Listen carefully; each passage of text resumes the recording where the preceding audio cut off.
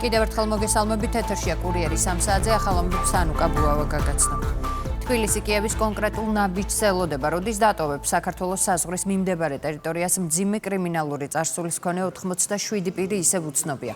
საქართველოს უკრაინისგან ეგრეთ წოდებულ ნეიტრალურ ზონაში მყოფი მოქალაქეების დაუყოვნებლივ გაყვანას ითხოვს და უარს ამბობს დარიალის სასაზღვრო გამშვები პუნქტიდან ქვეყნის ტერიტორიაზე შემოუშვას მძიმე და განსაკუთრებით მძიმე დანაშაულებისთვის გასამართლებული პირები. თბილისმა კიევს უკვე შესთავაზა საკუთარი მოქალაქეების უსაფრთხო გაყვანის მექანიზმები ჰაერით და სხვით, თუმცა უკრაინული მხარე ბოლო განცხადებაში მხოლოდ იმას ამბობს, რომ ტრანზიტზე მუშაობს. ვიდრე პროცესი ჭიანურდება, საქართველოს ხელისუფლება კიდევ ერთხელ ამბობს, რომ არაპირებს ქვეყნის უსაფრთხოება და მართლ წესრიგი საფრთხის ქვეშ დააყენოს. ნებისმიერ სამართლებრივ სახელმწიფოში სახელმწიფო უსაფრთხოება არის ერთ-ერთი პრიორიტეტული საკითხი. რა თქმა უნდა, საქართველოში წესია, მათ შორის საზღვრების კონტროლი.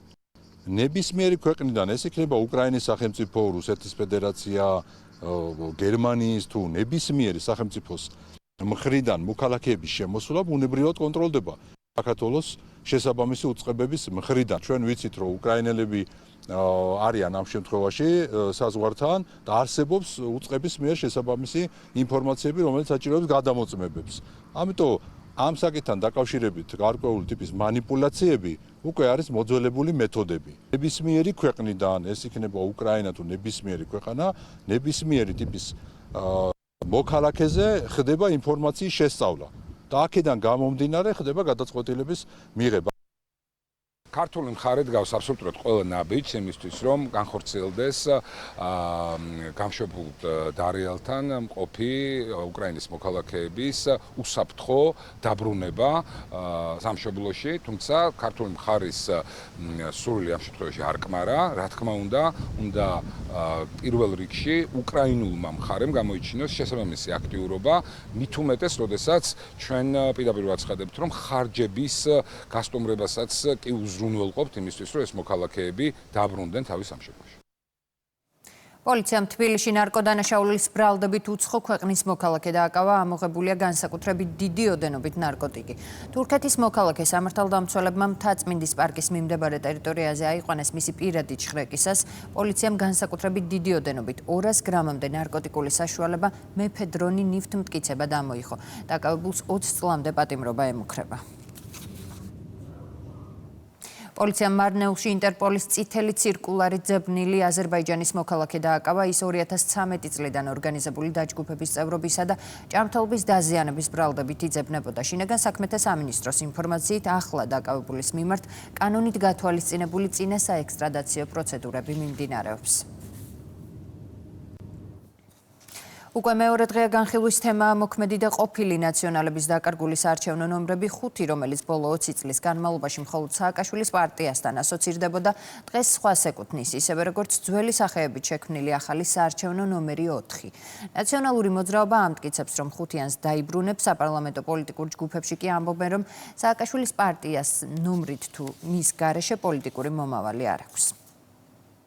საარჩევნო ნომერი და ზოგადად ყველა საკითხი, რომელიც უკავშირდება პროცედურულ დემოკრატიას, ზოგადად დემოკრატიულ პროცესს, არის არააქტუალური დღესდღეობით. საქართველოში როცა დაბრუნდება დემოკრატია, საქართველოში როცა დაბრუნდება პოლიტიკური პროცესი, მაშინ დაბრუნდება ერთიანი ნაციონალური მოძრაობა 5 ნომრით. და რა თქმა უნდა, ეს არის პირდაპირ გადაჯაჭვული საქართველოს დემოკრატიის ბედთან. აუცილებელი იყო და არის ნაცმოძრაობის როგორც რეჟიმის გასამართლება, რომ ეს პოლიტიკური ძალა ეგრეთ წოდებული არ უნდა იყოს ქართულ პოლიტიკაში. ამას რა თქმა უნდა ხელი შეუწყო იმან, რომ საგამოძიებო კომისიაში ჩვენ კიდევ 6 თვის თავზე დავდეთ ისეთი ტიპის დასკვნა, რომელიც დარწმუნებული ვარ, რომ იქნება ისტორიული მნიშვნელობის და მაღალი ხარისხის სამართლებრივად და დაუდებს სათავეს ნაცმოძრაობის გაუქმებას შესაბამის უწყებაში. რა თქმა უნდა, ამ ფონზე ნომრების ჩამორთმევა და გაუქმება არაფერი მტკივნეული და ზიანის მიმყენებელი ნაცრობისთვის არ იქნება. რუსეთის საჰაერო თავდაცვის ძალებმა ქვეყნის რეგიონში ღამით 121 უკრაინული დრონი ჩამოაგდეს. ინფორმაციას რუსული მედია ქვეყნის თავდაცვის სამინისტროზე დაყრდნობით ავრცელებს. მათივე ინფორმაციით, დრონები ჩამოაგდეს მათ შორის კრასნოდარის მხარეში, ბრიანსკის, ბელგოროდის, ვორონეჟისა და სარატოვის ტერიტორიაზე, ასევე აზოვის ზღვის თავზე და ოკუპირებულ ყირიმში. სარატოვის ოლქის გუბერნატორის თქმით, დრონი საცხოვრებელი კორპუსის ეზოში ჩამოვარდა, შედეგად ერთი ადამიანი დაიღუპა, რამდენიმე კი დაშავდა.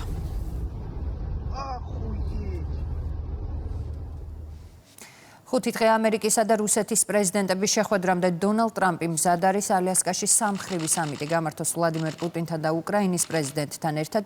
ოფიციალური ინფორმაციით ამ ეტაპზე თეთრი სახლი მუშაობს პუტინთან ორმხრივი შეხვედრის დაგეგმაზე, რაც რუსეთის ლიდერის თხოვნით იმართება.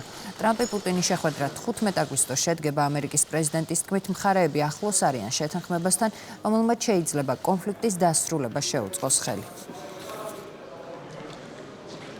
Закінчення війни.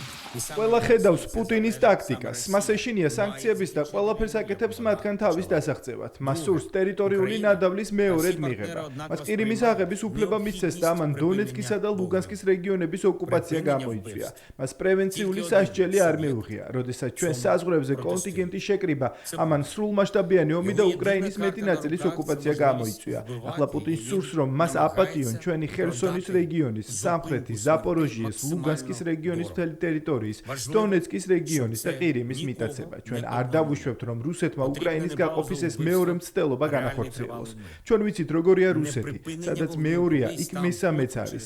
ჩვენ მტკიცეთ ვდგავართ მკაფიოდ უკრაინულ პოზიციებზე. ომი ღირსეული მშვიდობით უნდა დავასრულოთ, რომელიც დაფუძნებული იქნება მკაფიო საიმედო უსაფრთხოების არქიტექტურაზე.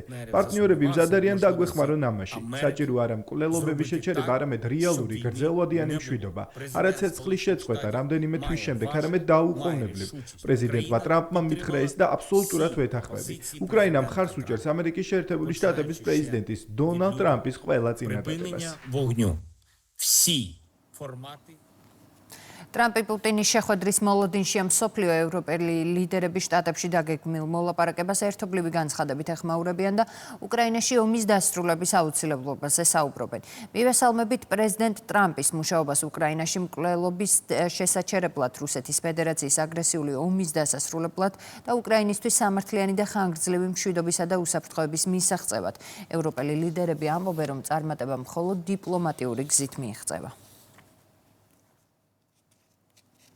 ამერიკისა და რუსეთის ლიდერებს შორის დაგეგმილ შეხვედრას ეხმაურება სლოვაკეთის პრემიერი რობერტ ფიცო ვიდეო მიმართვაში ამბობს, რომ რა შედეგითაც არ უნდა დასრულდეს ტრამპი პუტინის შეხვედრა, ყველაზე მეტად კიევი დაზარალდება.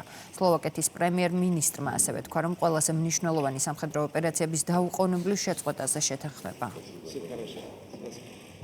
როგორც არ უნდა დასრულდეს დონალდ ტრამპისა და ვლადიმერ პუტინის შეხვედრა, ყველაზე მეტად კიევი დაზარალდება. შემდეგ ნახავთ, როგორ გაიქცევა ყველა ის ადამიანი, ვინც რუსეთს ყველაზე ცუდი სიტყვებით მოიხსენიებდა. ამ უზარმაზარ ქვეყანაში ისინი ერთმანეთს გაასრებენ ბიზნესის საძიებლად. ფიცოს უკვე გამოეხმაურა უკრაინის საგარეო უწყება. განცხადებაში ვკითხულობთ, რომ რობერტ ფიცომ ჯერ კიდევ ვერ გაიგო უკრაინაში რუსეთის დანაშაულებრივი შეჭრის ნამდვილი მიზეზები. უწყებაში აცხადებენ, რომ რობერტ ფიცოს განცხადებები ეწინააღმდეგება კეთილმეზობლობის, სოლიდარობისა და ურთიერთპატივისცემის სულისკვეთებას. სამწუხაროა, რომ ევროკავშირის წევრი სახელმწიფოს მთავრობის მეთაური თავისუფლებას აძლევს გამოიყენოს ღიად შეურაცხყოფელი რიტორიკა უკრაინისა და უკრაინელი ხალხის მიმართ, რომლებიც ყოველდღიურად გმირულად ებრძვიან რუსულ აგრესიას და მთელი ევროპის უსაფრთხოების ინტერესებიდან გამომდინარე აკავებენ მას საკუთარ მიწაზე. აღნიშნულია უკრაინის საგარეო საქმეთა სამინისტროს განცხადებაში. სატელეფონო საუბარი შედგა უკრაინისა და საფრანგეთის პრეზიდენტებს შორის. ვოლოდიმერ ზელენსკი იქსის საკუთარ გვერდზე წერს, რომ ემანუელ მაკრონს უთხრა, რომ ახლა მნიშვნელოვანია რუსებმა ვერ შეძლონ ვინმეს მოტყუება.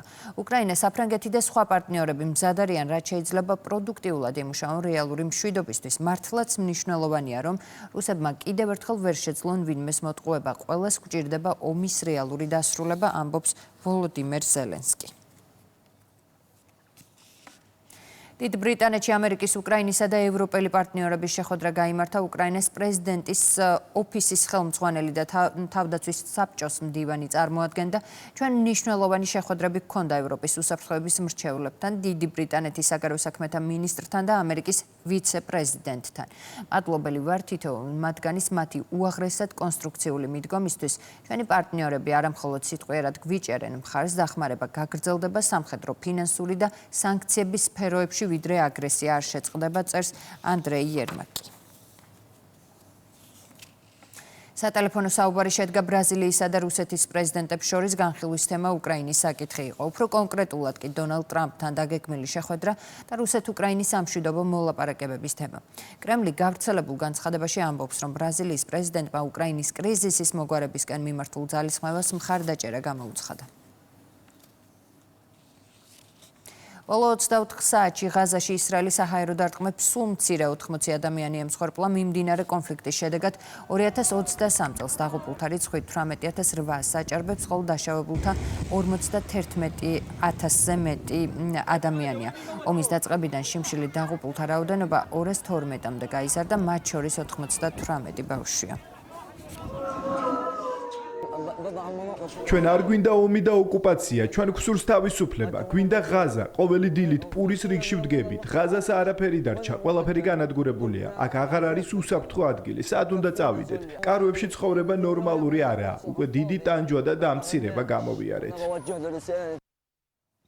მასშტაბური ხანძარია საბერძნეთში. უკვე მეორე დღეა ათენთან ახლოს ცეცხლის ჩაქრობას ცდილობენ. დაღუპულია 3 ადამიანი. ხანძრის სალიკვიდაციო სამუშაოებში 260-ზე მეტი მეხანძრეა ჩართული. პროცესს ძლიერი ქარი ართულებს. ევაკუირებულია ათასობით ადამიანი ხანძარიას სხვა ტერიტორიებზე, მათ შორის ტურისტულ კუნძულ კეფალონიაზე. აქ ყველაფერი მიწასთან გასწორდა, არაფერი დარჩა, ყველაფერი დაიწვა. უძლურები ვიყავით, სახანძრო მანქანები არ მოსულა, სახლი ღმერთის იმედზე დავტოვეთ და აი ასე დაიწვა. არავინ გვეხმარება. ხანძარის საიდან წარმოიშვა ზუსტად არ ვიცით, ალბათ მიზეს მალე გავიგებთ. საშინელება დაგვატყდა თავს. დიდ ბრიტანეთში კანონით აკრძალული ორგანიზაციის მხარდაჭერისთვის 150 ადამიანი დააკავეს. ლონდონის პოლიციის ინფორმაციით, პალესტინის მხარდამჭერი ჯგუფის აქცია პარლამენტის შენობის წინ გაიმართა, სადაც სულ მცირე 474 ადამიანია დაკავებული. კანონმდებლობის მიხედვით ამ ჯგუფის წევრობა კრიმინალურ დანაშაულად ითვლება, რაც 14 წლამდე პატიმრობას ითვალისწინებს.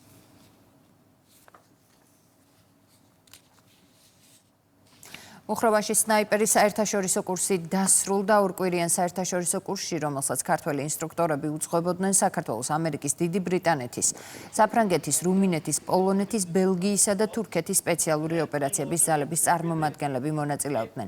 სამხედროებმა რთული რელიეფის პირობებში სხვადასხვა დისტანციიდან საცეცხლე სავარჯიშოების შეასრულეს და შორ მანძილზე სროლის უნარები დახვეწეს. დასკვნითი სროლები კურსდამთავრებულებმა ბაზის პოლიგონზე გამართეს, სადაც სნაიპერული შაშხანებით სხვადასხვა მანძილზე სიზუსტისა და პროფესიონალიზმის დონე წარმოაჩინეს. კურსდამთავრებულებს სერტიფიკატები და სამკერდე ნიშნები გადაეცათ.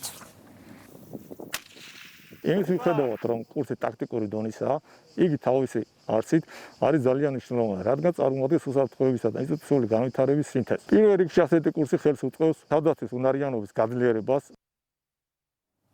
საერთაშორისო პლენერი მშვიდობისთვის აჭარის ხელოვნების მუზეუმში შემაჯამებელი გამოფენა გაიმართა. წარმოდგენილი იყო საერთაშორისო პლენერში მონაწილე ხელოვანების ნამუშევრები, რომლებიც აჭარაში 4-9 აგვისტოს პერიოდში სხვადასხვა ლოკაციაზე შექმნეს. პროექტში მონაწილეობდნენ ხელოვანები სხვადასხვა ქვეყნიდან, აფხაზეთიდან იზოლებით გადაადგილებული პირები და აჭარაში მცხოვრები მხატვრები.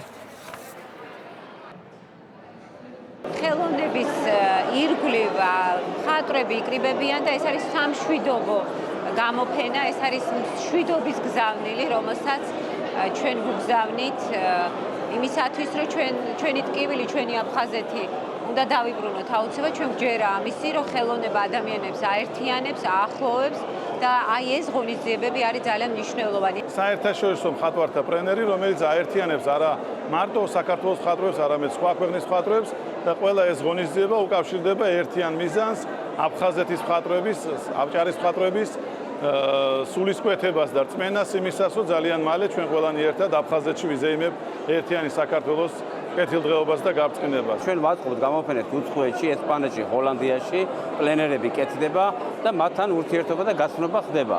ამიტომ ძალიან დიდი მნიშვნელობა აქვს ურთიერთობისთვის, სიყვარულისთვის, დაახლოებისთვის და რავი, ამას თავისი როგორც ხატრათა დამოკიდებულება ურთიერთობა, ასევე როგორც ვთქვათ, აი როგორც დესპანები ისე დავდივართ და ვაგვარებთ ამ საქმეს. გიორგი მიქაუტაძემ ამ ხანაგურ შეხვედრაში ესპანურ ხეტაფეს გაუტანა და ლიონს თამაში მოაგებინა. ეს ლიონისთვის სეზონის განახლებამდე ბოლო ტესტ მატჩი იყო. მიქაუტაძემ შეხვედრა ფრანგული გუნდის ძირითად შემადგენლობაში დაიწყო და ანგარიშის გახსნა მოახერხა. საბოლოოდ კი ლიონმა ხეტაფე 2-1 დაამარცხა. ლიონი 15 აგვისტოს საფრანგეთის ლიგა 1-ის პირველ ტურში ლანსს ესტუმრება.